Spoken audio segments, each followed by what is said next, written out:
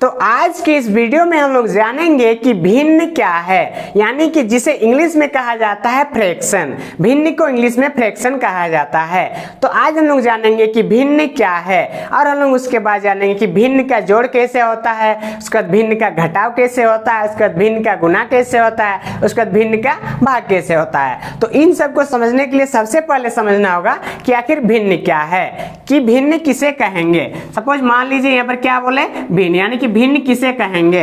अब सपोज मान लीजिए आपके सामने कोई भी चीज रहेगा, अगर उसका क्या बताना, भाग बताना, यानी कि हिस्सा बताना है, तो उसको हम लोग भिन्न के रूप में लिखते व्यक्त करते हैं। अब सपोज मान लीजिए ये क्या है, कोई भी एक रोटी है। मान लेते हैं आपके पास कोई एक रोटी है और यहाँ पर क्या किए, आप रोटी को दो भाग में डिवाइड कर दिए, यानी कि उसको दो हिस्सा में डिवाइड कर दिए। अब ये रोटी है, आप उसको दो भाग में डिवाइड कर दिए। तो जब ये इसको लिखेंगे भिन्न के रूप में, तो यहाँ पर क्या बोलेंगे, आपके सामने क्या था, एक रोटी था, तो यहाँ पर क्या लिखेंगे, एक लिखेंगे। और जो रोटी है आप उसको कितने भाग में डिवाइड किए, कितने हिस्से में बांटे, उसको दो भाग में, तो उसको 1/2 के रूप में आप लिखेंगे। तो इस प्रकार से क्या है, ये जो रोटी है 1/2 के रूप में, इसी को बोला जाता है, किसी भी चीज को किसी चीज का हिस्सा यानी कि भाग बताना है तो उसको बोला जाता है कि भिन्न। और अगर दूसरा एग्जांपल में समझेंगे कि भिन्न आखिर क्या है, तो भिन्न उसे बोलेंगे जिसे अंश बटा हर के रूप में हम लोग लिख सकते हैं, जिसे अंश बटा हर के रूप में लिख सकते हैं, अंश बटा हर। सपोज मान लीजिए क्या है, जो एक लिखे, एक क्या है, अंश है,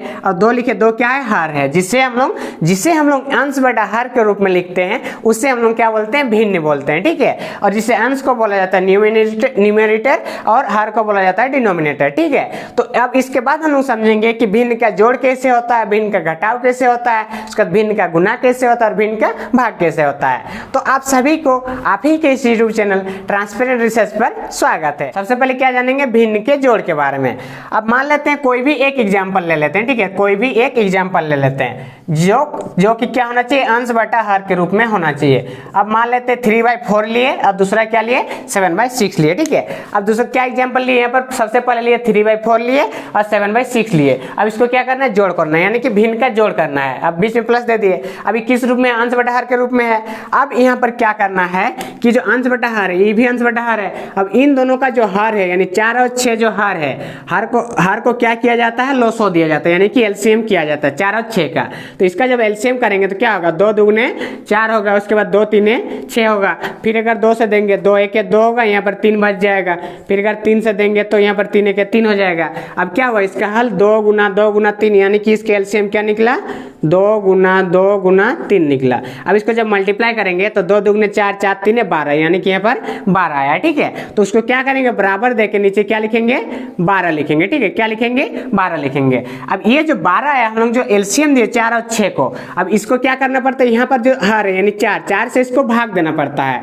4 से जब 12 को भाग देंगे तो कितना आएगा, इसका भागफल 4 3 12, पूरा पूरी कट गई, यानी कि इसका भागफल 3 आया। अब इसी 3 को यहाँ पर लिखा जाता है। ठीक है, उसके बाद में जो 4 के ऊपर में 3 है, उसको उसके साथ क्या किया जाता है, मल्टीप्लाई किया जाता है। उसको क्या किया जाता है, मल्टीप्लाई किया जाता है। उसके बाद यहाँ पर प्लस है तो प्लस लिखे।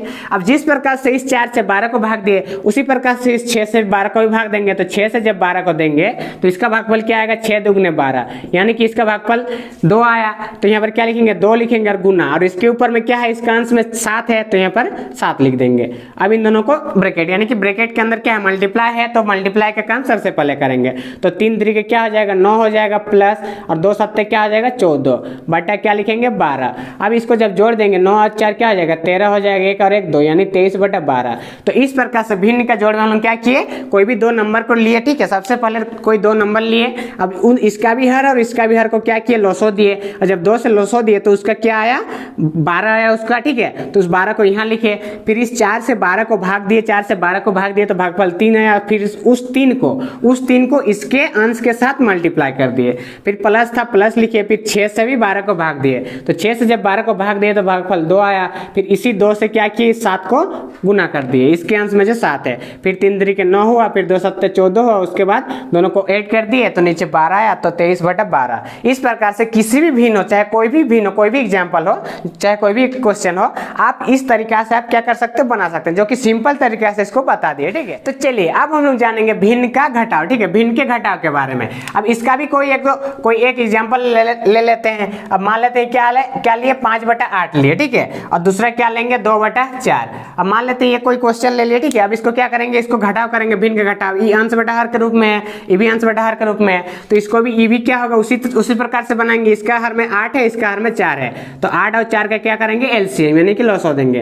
तो 2 से देंगे, 2 4 क्या होता है 8 होता है, 2 दुगने 4 होता है, फिर देंगे 2 से 2 दुगने 4, फिर 2 1 2, फिर 2 से देंगे 2 1 2, यानी कि यहाँ क्या है 2 गुना 2 गुना 2, तो इसके एलसीएम क्या लिखेंगे, एलसीएम बराबर 2 गुना 2 गुना 2।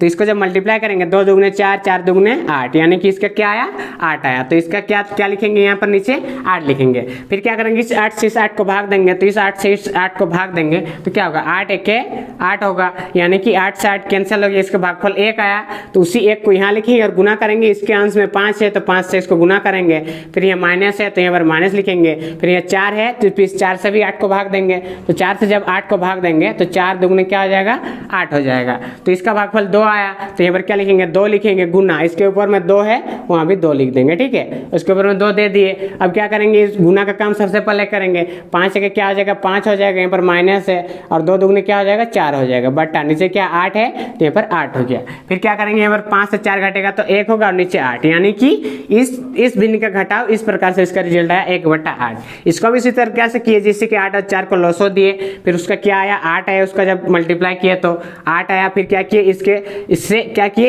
इससे 8 को भाग दिए, तो 8 से 8 को भाग देंगे तो यहाँ पर भागफल 1 आया, फिर उस 1 को क्या किए यहाँ पर लिखिए और इसके ऊपर 5 है उसके साथ उसको मल्टीप्लाई किए, फिर माइनस था माइनस लिखे, फिर 4 से भी 8 को दिए तो 4 दुगने 8 हुआ।